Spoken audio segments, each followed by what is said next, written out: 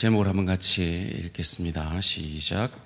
예수님의 옷과 나.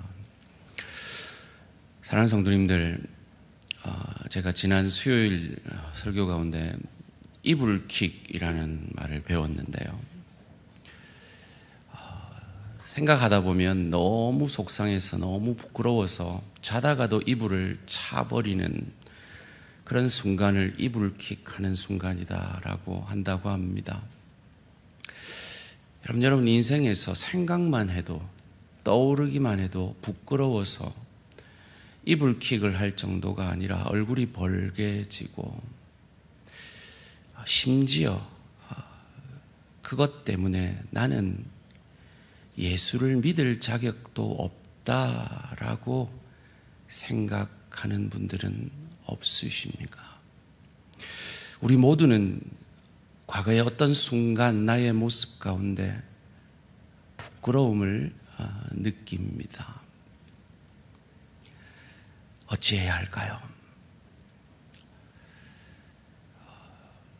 여러분, 옷은 참 중요합니다. 우리 옆 사람에게 한번 이렇게 칭찬할까요? 오늘 옷 참 잘 어울리시네요. 좀 더 진하게 칭찬해 볼까요? 오늘 진짜 잘 째이네요. 저한테는 아무도 안 해주시네요. 그래요. 저는 참 불만인 게 이 의상 모델들을 보면 이 절처럼 좀 짧고 배 나온 사람들은 없더라고요. 다 늘씬하고 키 쭉쭉 뻗은 사람들만 의상 모델을 하더라고요. 왜일까요? 옷은 참 신기한 것 같습니다. 참 점잖은 사람이 예비군 군복만 입혀놓으면 갑자기 멀쩡한 사람이 모자를 삐뚤하게 쓰고 노상방뇨를 하고 침을 태 뱉고 아무 데서나 눕고 하는 그런 모습들을 보게 됩니다. 옷이 가진 힘이겠죠. 그래요. 옷은 힘이 있습니다. 제가 지나가던 교통 위반하는 차에 대해서 서라라고 손짓을 해도 그 누구도 서지 않을 거예요. 그러나 경찰관 옷을 입은 사람이 서라고 하면 그 사람은 서게 될 것입니다. 그런 의미에서 옷은 힘이고 능력인 것 같습니다. 그리고 그 옷은 그 자신의 신분을 드러내주죠. 그런데 우리 예수님이 십자가상에서 자신의 옷을 다 빼앗기십니다. 오늘 본문 23절, 24절 말씀입니다. 군인들이 예수를 십자가에 못 박고 그의 옷을 취하여 네 깃에 나눠 각각 한 기씩 얻고 속옷도 취하니 이 속옷은 호지 아니하고 위에서부터 통으로 짠 것이라. 군인들이 서로 말하되 이것을 찢지 말고 누가 얻나 제비 뽑자 하니 이는 성경에 그들이 내 옷을 나누고 내 옷을 제비 뽑나이다 한 것을 응하게 하려 함이로라. 군인들은 이런 일을 하고. 이 본문의 말씀을 우리는 흔히 오해하곤 합니다. 이 군인들이 이 예수님의 속옷만 가지고 다투었다라고 말이죠. 보통 유대인들은 네 가지 정도의 옷을 걸쳤다고 해요. 머리에는 수건을, 속옷 아래는 겉옷을, 그리고 겉옷에는 띠를, 그리고 신발을 신었다라고 합니다. 그러니까 이 십자가형은 로마 군병들 4명이 한조로 집행을 하기 때문에 지금 예수님의 십자가형은 4명이 집행을 하고 있습니다. 그리고 이 로마 법에는 이 사형을 집행하는 군병들에게 이 죄인들의 유품을 주게 되어 있었습니다. 그러니까 지금 이 로마 군병 4명이 예수님의 옷을 나누어 가지죠. 어떤 사람은 수건을, 어떤 사람은 겉옷을, 어떤 사람은 허리띠를, 어떤 사람은 신발을 가져갔을 것입니다. 이제 남은 건 속옷밖에 없어요. 그래서 그 속옷을 넷으로 나눌까 찢을까라고 의논하다가 그러지 말고 제비 뽑아서 한 사람이 가져가자라고 하고 있는 것입니다. 그들은 로마 법대로 하고 있죠. 그런데 사실은 이것은 하나님께서 1000년 전에 예언하신 그 예언의 말씀을 이루고 있는 장면입니다. 시편 22편 18절 말씀입니다. 내 겉옷을 나누며 속옷을 제비 뽑나이다. 다윗이 1000년 전에 고백한 이 고백이 바로 1000년 후에 이루어지고 있는 것입니다. 무엇을 말합니까? 오늘 이 십자가 사건은 그저 단순하게 갑자기 일어난 일이 아니라는 겁니다. 하나님의 오랜 구원의 계획 속에서 일어나고 있는 하나님의 역사다라는 것입니다. 자, 그렇다면 누군가가 가져갔을 이 속옷은 어떻게 되었을까요? 아이고, 우리 같으면 남이 입던 속옷 버리겠죠. 그런데 그 시대는 옷이 귀했습니다. 그러니까 그 옷을 자기가 입든지 아니면 팔아서 자기가 입을 옷을 샀겠죠. 그런데 이 군병들과 달리 이 예수님의 옷만을 목표로 하는 군병들과 달리 예수님 자신을 목표로 하는, 예수님이 주실 생명과 구원을 목표로 하여서 예수님의 옷을 만진 한 여인이 있었습니다. 누가복음 8장 44절에서 48절 말씀 함께 읽습니다. 시작. 예수의 뒤로 와서 그의 옷가에 손을 대니 혈루증이 즉시 그쳤더라. 예수께서 이르시되 내게 손을 댄 자가 누구냐 하시니 다 아니라 할 때 베드로가 이르되 주여 무리가 밀려들어 미나이다. 예수께서 이르시되 내게 손을 댄 자가 있도다. 이는 내게서 능력이 나간 줄 알미로다 하신대. 여자가 스스로 숨기지 못할 줄 알고 떨며 나와 엎드려 그 손댄 이유와 곧 나은 것을 모든 사람 앞에서 말하니 예수께서 이르시되 딸아 내 믿음이 너를 구원하였으니 평안히 가라 하시더라. 딸아 내 믿음이 너를 구원하였으니 평안히 가라. 이 예수님의 말씀이 오늘 우리 모든 성도님들의 귀에 들려지시기를 주님의 이름으로 축원합니다. 여러분, 혈루병이라는 건요, 월경할 때 외에도 여인의 하체에서 피가 나는 병입니다. 지금도 그런 병을 앓고 있으면 누가 나 이런 병 걸렸어요 라고 쉽게 말할 수 있겠습니까? 그런데 2000년 전에는 더 부끄러운 병이었을 것입니다. 그는 그로 말미암아 엄청난 고통을 받았을 것입니다. 그래서 마지막 희망으로 저분은 고치신다는데, 저분은 살리신다는데 그 예수께 나와 그의 옷자락을 만집니다. 그리고 그로 그 믿음이 예수의 능력이 그에게서 나타난 것을 느낀 예수님이 그녀를 불러 구원의 새 생명의 선포를 해 주시는 겁니다.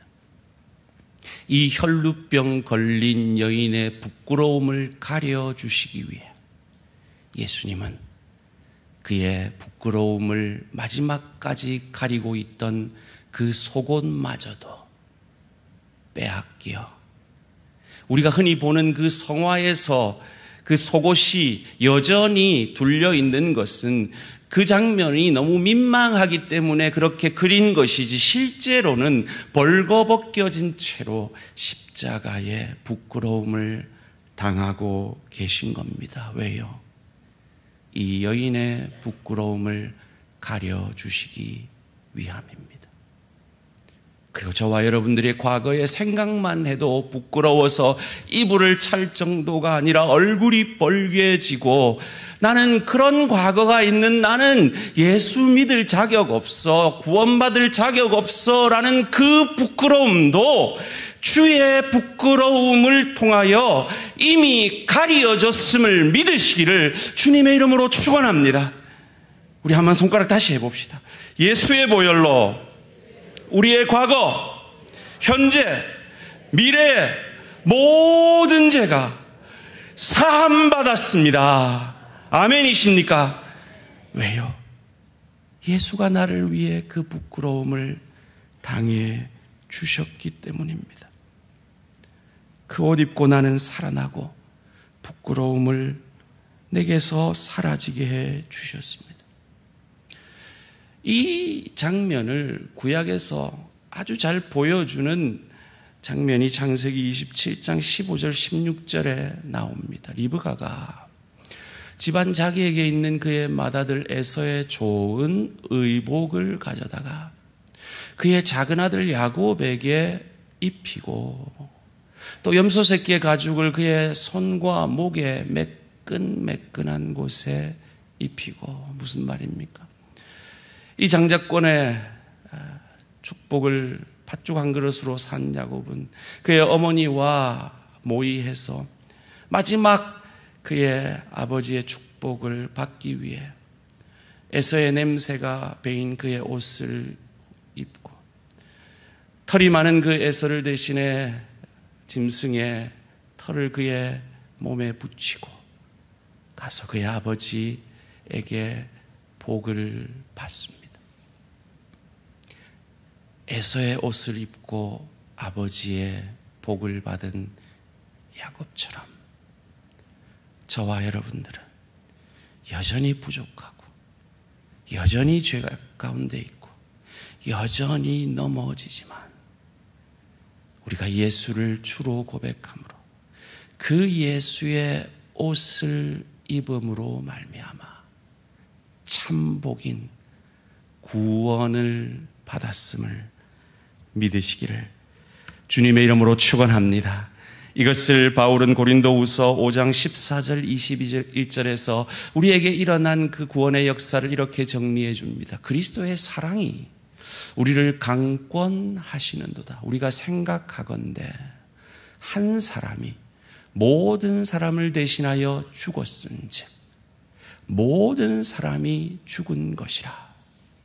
하나님이 죄를 알지도 못하신 이를 우리를 대신하여 죄로 삼으신 것은 우리로 하여금 그 안에서 그의 옷을 입고 하나님의 의가 되게 하려 하심이라. 한번 질문해 볼까요? 여러분, 의인이십니까? 죄인이십니까? 그렇죠. 바로 대답하면 안 된다 그랬죠. 신분적으로요, 수준적으로요 라고 반문하셔야 된다 그랬죠. 이게 무슨 말인지 모르시는 분들은 오늘 예배 마치자마자 사무실에 가서 대한가족의 삶 국위 신청하시기를 주님의 이름으로 축원합니다. 아멘 할 때까지 주님의 이름으로 축원합니다 하셔야 돼요. 주님의 은혜를 더 배우셔야 돼요. 주님의 옷의 능력을 더 알아가셔야 합니다. 우린 예수를 믿고 예수의 옷을 입어 신분적 의인이 되었습니다. 그리고 수준적 의인으로 자라가고 있는 것입니다. 이것이 복음입니다. 그리고 성경에서 이 복음을 가장 먼저 소개했던, 그래서 원시 복음이라고 하는 이 창세기 말씀도 오늘 본문과 너무 밀접한 관계가 있습니다. 창세기 3장 21절 말씀 함께 읽습니다. 시작. 여호와 하나님이 아담과 그의 아내를 위하여 가죽 옷을 지어 입히시니라. 여러분, 가죽 옷을 지어 입히려면 어찌해야 할까요?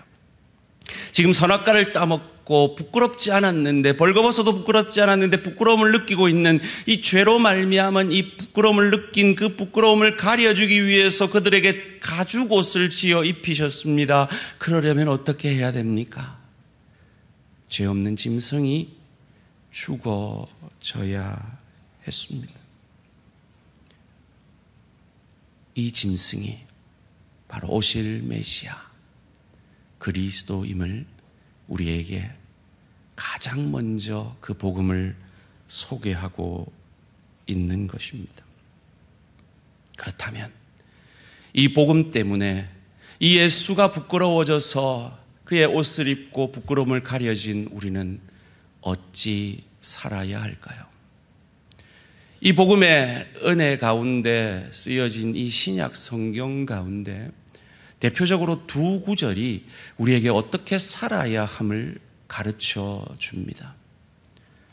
첫 번째로, 예수님의 옷을 입어 구원받고 생명 얻었으니 우리는 어찌 살아야 한다고 성경은 말합니까? 첫 번째, 정욕을 위하여 육신의 일을 도모하지 말아야 한다고 성경은 우리에게 가르쳐 줍니다. 로마서 13장 14절 말씀입니다. 오직 주 예수 그리스도로 옷 입고 정욕을 위하여 육신의 일을 도모하지 말라. 여러분, 뭐가 떠오르십니까? 정욕, 육신의 일 하니까 뭐가 떠오르십니까? 혹 은혜가 되시면 우리 집 냉장고에 있는 참이슬과 카스를 오늘 집에 가자마자 싱크대에 다 부어버려야겠다, 이런 마음이 혹 드시지는 않습니까? 참 귀한 은혜입니다. 그런데 그보다 더 근본적인 게 있어요. 영어 성경을 보면 더 분명한데요. How to gratify the desires of the sinful nature. 죄된 본성의 욕망을 만족시키는 그 일을 도모하지 말라, 생각하지 말라라는 겁니다. 여러분, 죄의 본성의 욕망이 뭘까요? 가장 우리의 죄의 욕망, 근본적인 욕망은 바로 이기심인 겁니다. 자, 오늘 예배를 마치고 우리 일부 예배 성도들 다 앞에 모여서 사진을 찍습니다. 폴라로이드 사진을 탁 찍어서 다 한 장씩 나누어 드리겠습니다. 나누어 드린 그 사진을 받으면 우리는 누구 먼저 찾아볼까요? 우리 원로 목사님 얼마나 잘 나왔나 찾아볼까요? 우리 담임 목사님 얼마나 멋지게 나왔나 찾아볼까요? 누구 찾아보실 거예요? 솔직히 내가 얼마나 화장 잘 받았나. 이게 바로 죄의 본성입니다.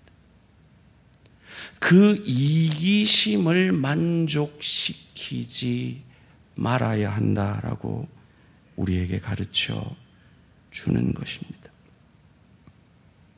바로 예수님처럼 이타적인 삶을 살라는 것이죠.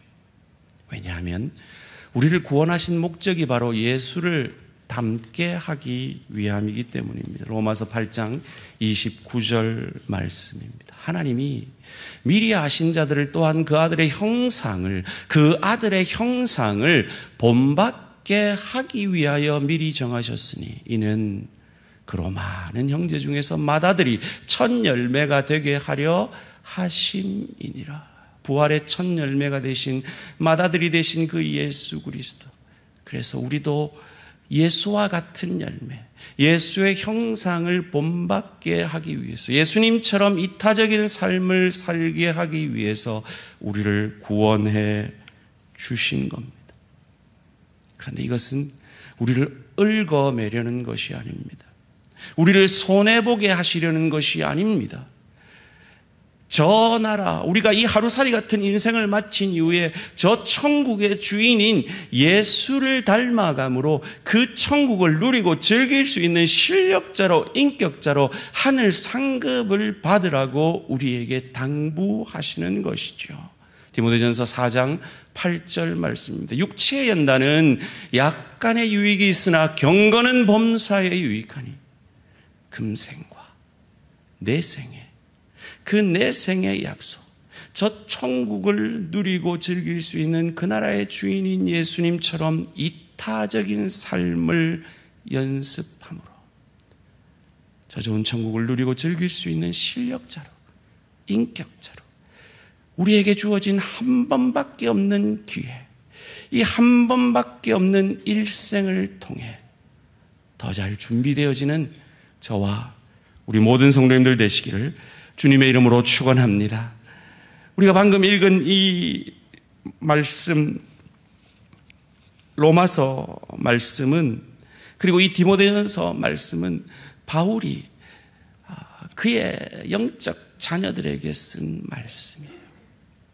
여러분, 자녀들에게 어떤 말을 하고 있어요? 자녀들의 유익을 위해서, 자녀들의 미래를 위해서 말하고 있지 않아요. 동일하게 하나님이 우리의 미래를 위해 이렇게 당부하시는 건 믿고, 예수를 이미 옷 입은 우리들, 죄된 본성을 만족시키는, 이기심을 만족시키는 인생 아니라 예수님처럼 이타적인 삶을 사는 저와 우리 모든 성도님들 되시기를 주님의 이름으로 축원합니다.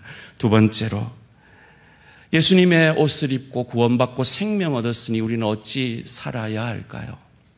예수 안에서 하나 되어야 함을 갈라디아서 3장 27절 28절이 말합니다. 함께 읽습니다. 시작. 누구든지 그리스도와 합하기 위하여 세례를 받은 자는 그리스도로 옷 입었느니라. 너희는 유대인이나 헬라인이나 종이나 자유인이나 남자나 여자나 다 그리스도 예수 안에서 하나이니라. 예수를 옷 입었다라고 말하면서 이어하는 유대인이나 헬라인이나 종이나 자유인이나 남자나 여자나 그리스도 예수 안에서 하나다고 말하는 이 표현은 우리에게는 너무나 당연하게 느껴지지만 그 시대 1세기 초대교회 성도들이 이 편지를 받았을 때는 충격적인 말씀입니다.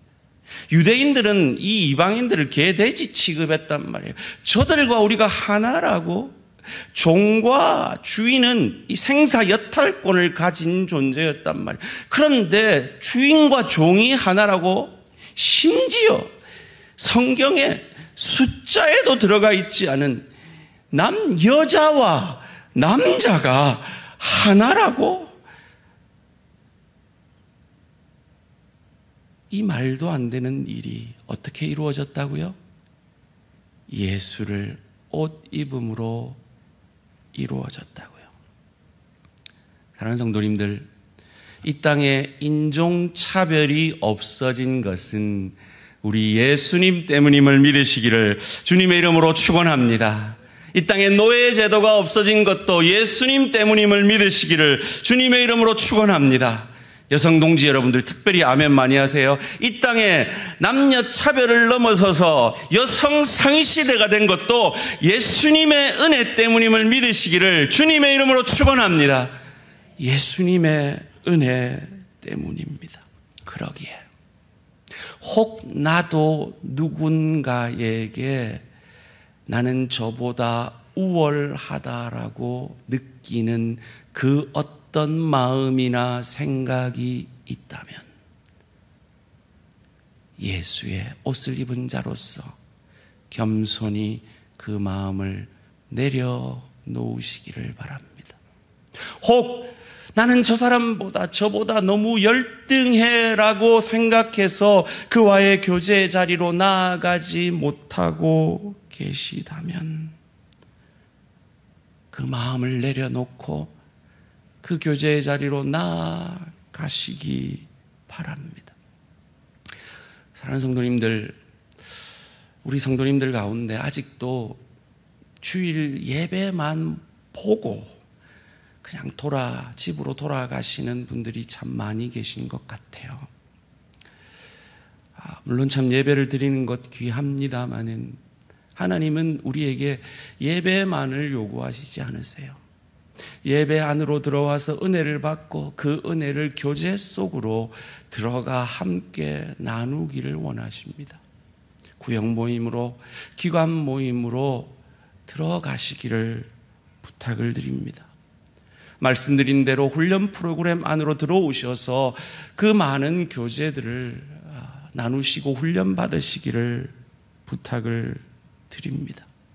그로 말미암아 우리는 하나 되어질 수 있기 때문입니다. 그런데 이 하나 된다는 건 생각처럼 말처럼 쉬운 것이 아닙니다. 왜냐하면 하나 되려면 누군가는 죽어져야 하기 때문입니다. 하나님이 만드신 두 기관인 교회와 가정 하나 되려면 누군가는 어떤 일에서 있어는 죽어져야 하나 되어질 수가 있는 것입니다.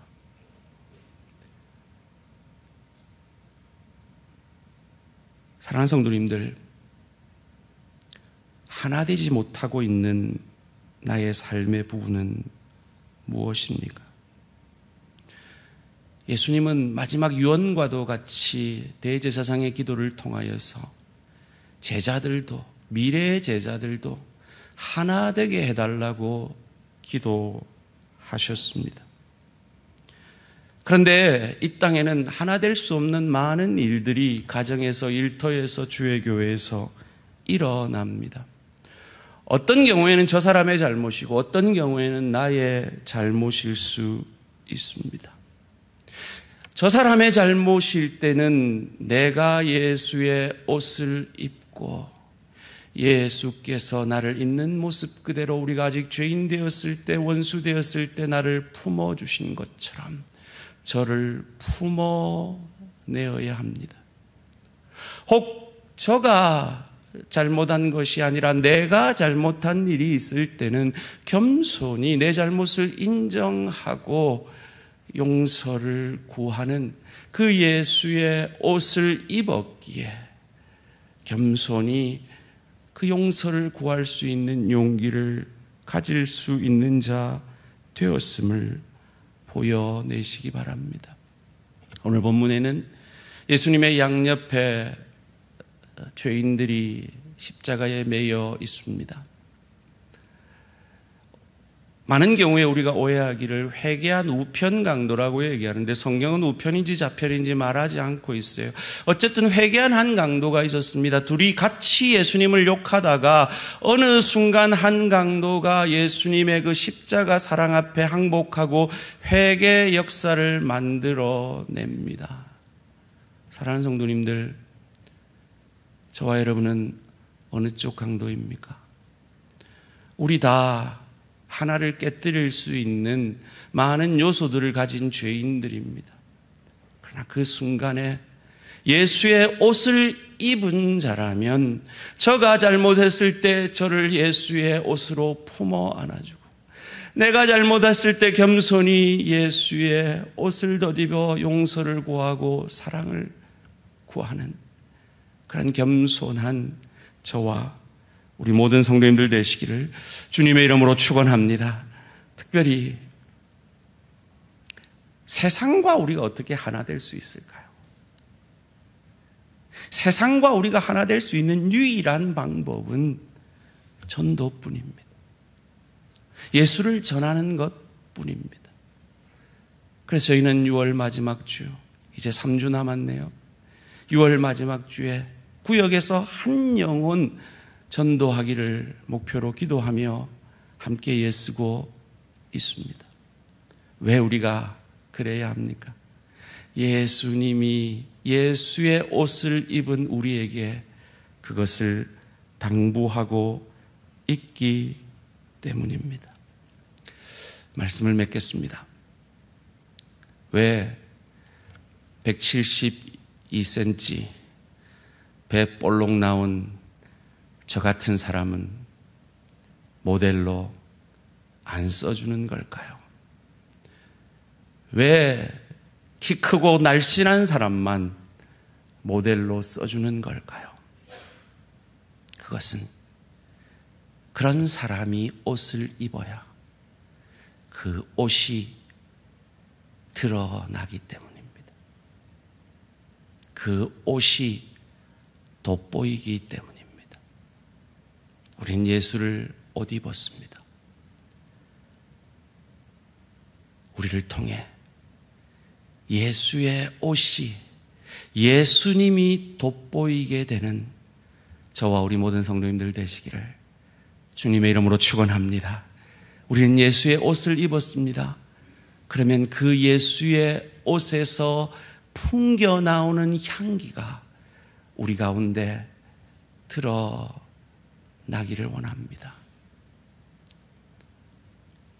그래서 내가 아니라 예수가 드러나기 원하여 사도 바울의 고백처럼 나는 날마다 죽노라. 그 고백을 통해 하나 되는 역사가, 이타적인 삶을 사는 역사가 우리 삶 가운데 드러나므로 내가 예수의 옷을 입은 자라는 것을 이번 한 주간도 가정에서, 일터에서, 주의교회에서 증명해내는 저와 우리 모든 성도님들 되시기를 주님의 이름으로 축원합니다.